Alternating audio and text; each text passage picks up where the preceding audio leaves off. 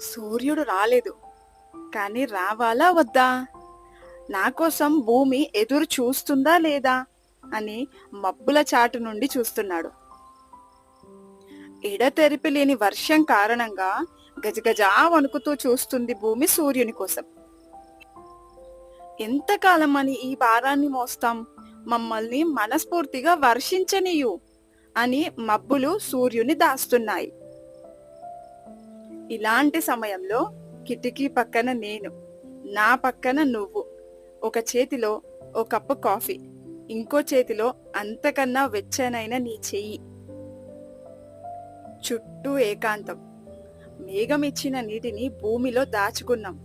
సూర్యుడు వస్తే మరింత వికసిద్దాం అని ఎదురు చూస్తున్న తీగల్లా ముందు నువ్వు మాట్లాడి మౌనాన్ని తరిమేస్తే నా మనసుని మాటలతో నీ ముందుంచుతాను.